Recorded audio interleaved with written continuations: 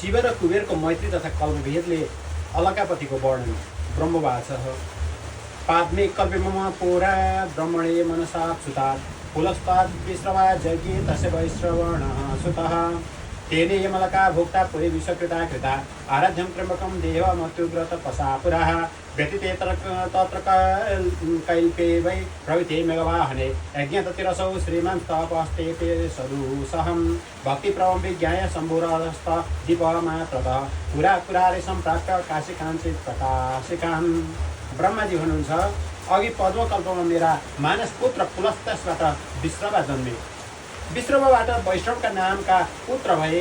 तिनले अघि उग्र तपस्याद्वारा त्र्यम्बकम भगवान शिवको आराधना गरेर विश्वकर्मद्वारा निर्मित अलकापुरीको उपकल्प व्यतीत भएर मेघवाहन कल्प प्रारम्भ भएपछि यज्ञदत्तका पुत्र श्रीमान गुणनिधले सहनै नसकिने गरी अत्यन्त कठोर तपस्या गरे।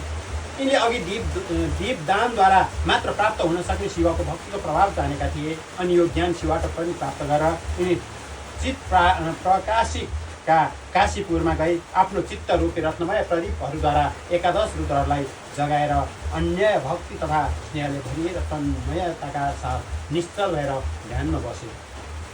शिवसँगको एकताको पवित्र एवं महान पात्र स्वरूप तपस्या रूपी अग्निले समृद्ध काम क्रोध आदि महाविघ्न रूपी पुतलीको आघातले वर्जित प्राण निरोध गर्नाले बात रहित निर्मल दृष्टिका कारणले विशेष निर्मल भएका यिनले भगवान शिवको लिङ्ग स्थापना गरेर सद्भाव रूपी पुष्पद्वारा अर्चना गरी शरीरमा हाडछाला बाँकी रहेसम्म तपस्या गरिरहे। यसरी तपस्या गर्दा उनका 10,100 वर्ष व्यतीत भए। यसरी तपस्या गरेको देखेर विशालाक्षी पार्वतीलाई साथमा लिएर भगवान विश्वनाथ त्यहाँ स्वयं पाल्नुभयो।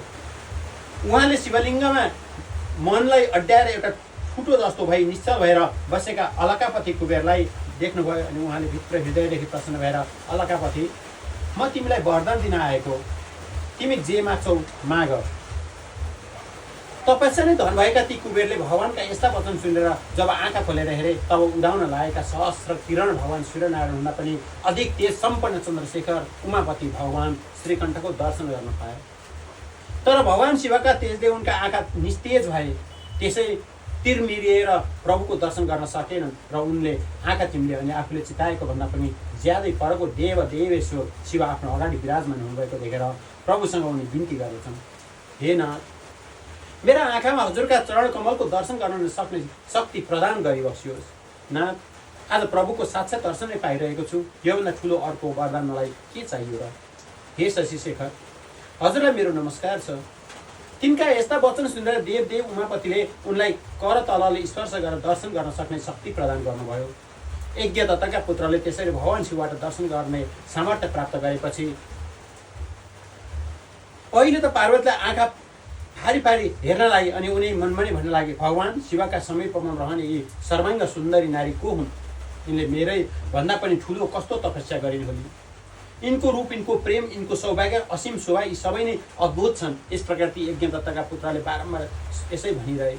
पार्वतीको रूप सौभाग्य आदिको बयान गरेर जब बारम्बार क्रोध दृष्टिले पार्वती हेर्न लागे तब बामा पार्वतीलाई हेर्नाले उनको बायाँ आँखा फुट्यो। त्यसपछि पार्वतीले महादेवले भन्नु, हे दुष्ट तपस्वी, मलाई बार हेर किन के भन्न खोजिरहेको छ? हजुर मेरो तपस्याको सामर्थ्य प्रकट गर्नुहोस्। मेरो रूप, प्रेम, सौभाग्य, सम्पत्ति सबै कुराको डाहा गरेर बाँकी दाहिने आँखाले पनि मलाई नै बारम्बार हेरिरहन्छ।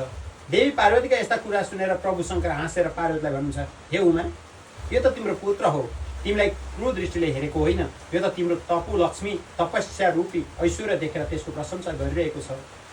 पार्वतीलाई यति भनेर फेरि यज्ञदत्तका पुत्रलाई भगवान शिवले आज्ञा गर्नुभयो, बाबु, तिमीले आफ्नो तपस्याले मलाई साह्रै खुसी पार्यो, यसैले म तिमीलाई वरदान दिन्छु। अब तिमी सुवर्ण रत्नादि खानीका मालिक, गुह्यकहरूका राजा अनि यक्ष किन्नरहरूका पनि राजा, पुण्यजनहरूका पति तथा सबैलाई धन दिएर पालन गर्ने पालक, तिम्रो र मेरो सदा मित्रता रहनेछ र म तिम्रै नजिकमा रहनेछु।